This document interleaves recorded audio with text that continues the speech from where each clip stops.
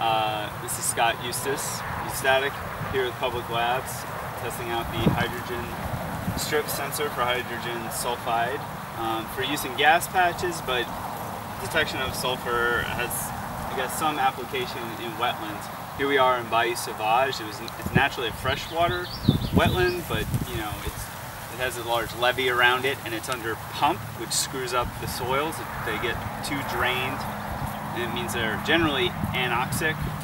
There's been a lot of dieback, and these cattails have been planted to replace the marsh that was here before. Also, Hurricane Katrina brought salt water over the levee, which is our source of sulfide.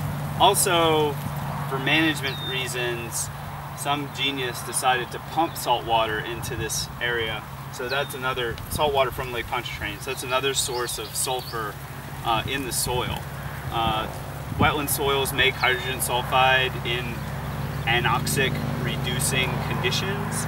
And it's not that wetland plants loves H2S. In fact, it's a phototoxin, but some of the saltwater tolerant wetland species can be quite resistant. Here we have kind of a confused mixture of salt and freshwater species because of the weird history of this area. And I thought it would be a good place to come. Not only is it a public land, it's both accessible and a little out of the way. It's under pump, so I don't imagine the water level is going to change dramatically, but just in case, we left about 10 inches as our lowest sensor, just in case it rains a hell of a lot in the next 3 days. So, I don't know, just to be... If you're going to leave it out here longer, I'd probably call Jack to see what the pumping regime would be, so you can tell like how much is the water going to fluctuate. Yeah, we have a couple of canisters. One has one hole punched in the bottom. One just has the cap, it's turned upside down with the cap off, and just a little bit of tape to keep the photo paper from falling out.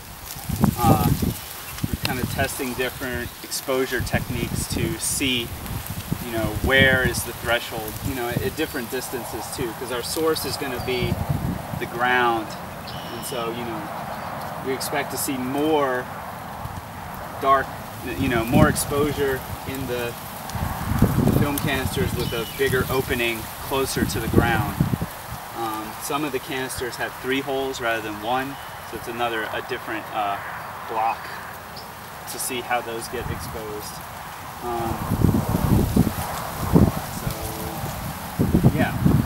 We're only going to leave this out for less than a week, so I don't think anybody's going to screw with it or anything. But if I was leaving it out here longer, I would do this a little bit differently, make it more secure. But this is good for